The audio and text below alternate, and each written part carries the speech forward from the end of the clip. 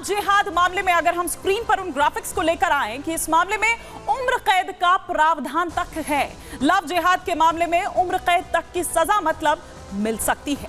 धर्म छिपाकर अगर शादी की तो उम्र कैद की सजा का प्रावधान है।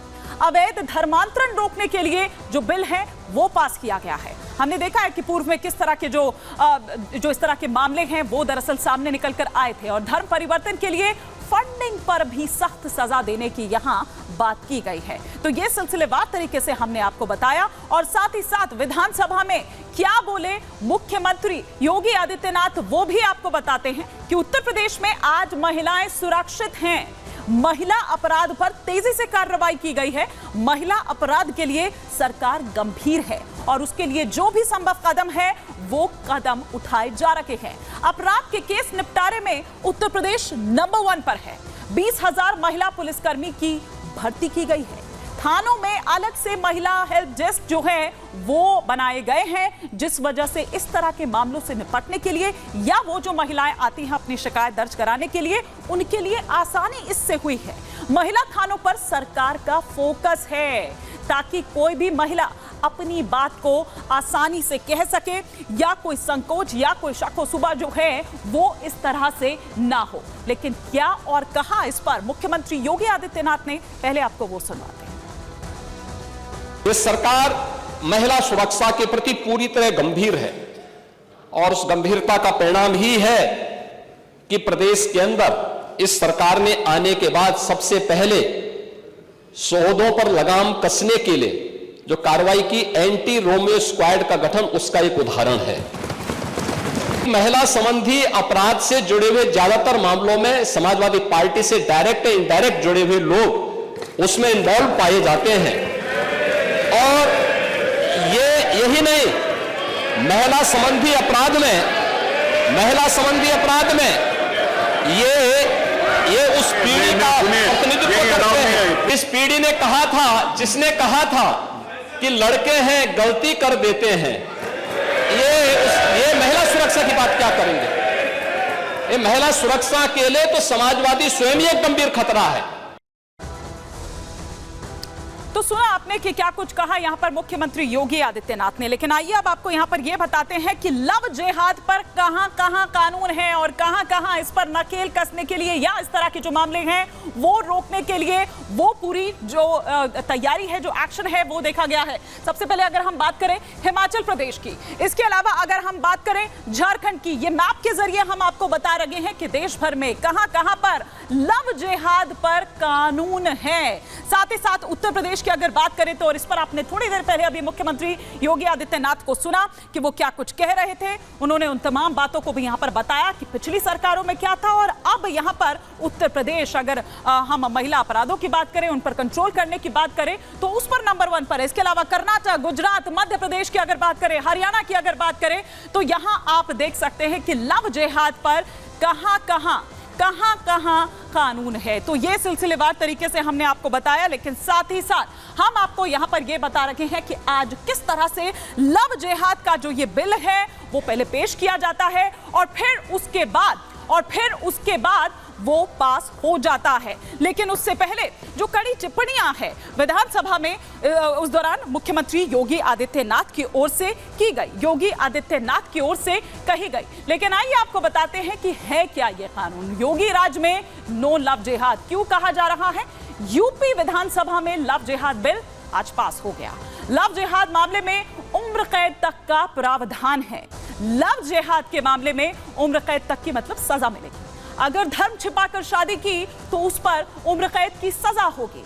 अवैध धर्मांतरण रोकने के लिए बिल पास किया गया। धर्म परिवर्तन के लिए फंडिंग पर भी सख्त सजा दी जाएगी। तो ये वो कानून है जिसे और सख्त बनाने की यहां पर अब जो पूरी तैयारी है वो दिखाई दे रही है। लेकिन सीधे हम बात करते हैं कि इस पर किस तरह की प्रतिक्रियाएं दरअसल निकल कर आ रही है, इसको किस तरह से देखा जा रहा है। सीधे मैं रुक करूंगी राघवेंद्र का। राघवेंद्र, बिल पास हो चुका है लव जिहाद का, ये कह दिया गया है कि यूपी में योगी राज में नो लव जिहाद।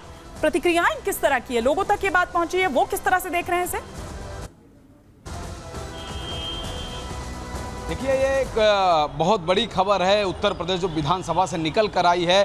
कल धर्मांतरण को लेकर जो विशेष जो ये विधेयक है, यानी संशोधित विधेयक 2024 पर रखा गया था विधानसभा में, आज उस पर चर्चा हुई और ज़्यादा देर चर्चा नहीं हुई, क्योंकि इरादा कन्फर्म था सरकार का कि हमें करना क्या है। हमें किसी भी विपक्ष के किसी भी प्रस्ताव को, किसी भी उनके संशोधन को लेना ही नहीं है, क्योंकि उन्होंने पहले ही मौका दे रखा था कि जो आपकी बातें हैं पहले आप दे दीजिए, जब यह प्रस्ताव तैयार हो रहा था, लेकिन तब कोई बात आई नहीं। इसीलिए उनके जो सदन में खड़े होकर जो विपक्ष के कुछ नेता बोल भी रहे थे, तो उस पर ज़्यादा गंभीरता सरकार ने नहीं दिखाई। लिहाजा इस कानून को पास कर दिया गया है विधानसभा से।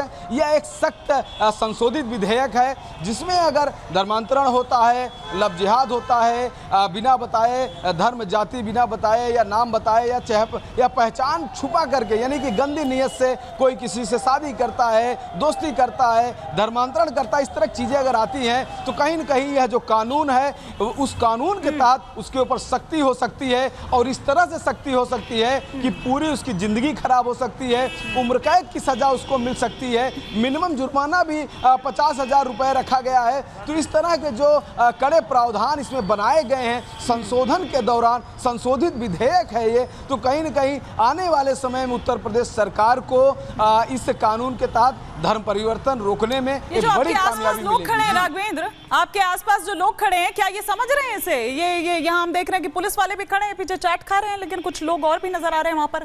क्या वो समझते हैं इस कानून को? संक्षिप्त में बताइएगा, फिर मैं आगे रुक करूंगी। देखिए, यहाँ पे जो लोग खड़े हैं अभी वो लोग अभी बोलेंगे नहीं, और बोलने वाले लोगों के पास मैं चलूंगा, चूंकि ये डेली मर्रा के काम करने वाले एक नॉर्मल से लोग हैं यहाँ पर, मिस्त्री टाइप के लोग हैं। चूंकि मैं जिस लेन में हूँ यहाँ पर इस तरह के काम होते हैं, लेकिन जो मामला विधानसभा से निकल के आया, चूंकि मैंने कई मंत्रियों से बात की, विधानसभा में कई लोगों से बात की, मैंने दयाशंकर सिंह से बात की, मैंने अनिल राजभर से बात की, जो दोनों उत्तर प्रदेश सरकार में मंत्री हैं, विधायक थे, स्वामी प्रवक्तानंद खुद एक स्वामी थे, और वो भाजपा के विधायक। जब आपने राजनीतिज्ञों की बात यहाँ पर कर ही दी है, उनका नाम ले ही दिया है, मैं लौटूंगी राघवेंद्र आपके पास। मैं ये भी दिखा देती हूँ कि किस तरह की दरअसल इस पर सियासत भी हो रही है। लेकिन विधानसभा में जब बोले मुख्यमंत्री योगी आदित्यनाथ, तो किस तरह से उन्होंने न केवल इस महिला अपराध पर बोला, इस कानून पर बोला, साथ ही साथ समाजवादी पार्टी को भी निशाने पर लिया और कहा कि भैया जब जब अब ये अपराध आता है और इसमें नाम सामने आता है, तो समाजवादी लोग ही इसमें सामने आते हैं, समाजवादियों का ही नाम सामने आता है।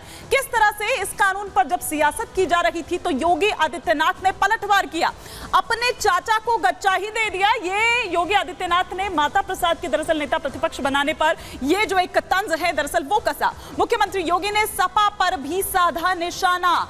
आज अपराधी के मन में भय है, जबकि पूर्व की सरकारों में, स्पेशली अगर बात यहां पर की जाए समाजवादी पार्टी की सरकार के टाइम पर, तो अपराधियों के मन में किसी तरह का कोई भय नहीं होता था। महिला अपराध में सपा के लोग ही पाए जाते थे। सीधा सीधा निशाना यहां पर कि सपा के लोग अपराध में लिप्त पाए जाते थे। नाम देखिए तो पता चलता था कि किस पार्टी से जुड़े हुए हैं, किस पार्टी से इनका संबंध है, समाजवादी पार्टी से। एंटी रोमियो स्क्वाड का सपा ने विरोध किया था, ये भी कहते हुए नजर आए। जैसे ही सरकार बनती है और इन तमाम चीजों को अगर लेकर आते हैं महिलाओं के खिलाफ अपराध को कंट्रोल करने के लिए, तो उस पर समाजवादी पार्टी ही थी सबसे पहले जो सवाल उठा रही थी। लेकिन इसके अलावा और क्या कुछ कहा मुख्यमंत्री योगी आदित्यनाथ ने, वो भी सुनिए।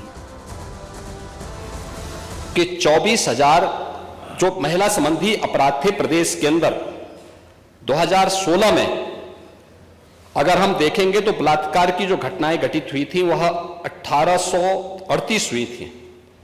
लेकिन अगर मैं 24 के अंदर की घटना बताता हूं, इनकी संख्या है 1373। और मुझे लगता है ये घटनाएं बताती है 25% से अधिक की कमी इस बारे में बताती है कि अपराधी आबादी तो बढ़ी होगी इस दौरान, और आबादी बढ़ने के क्रम में अपराध कम हो रहा है, नियंत्रित हो रहा है।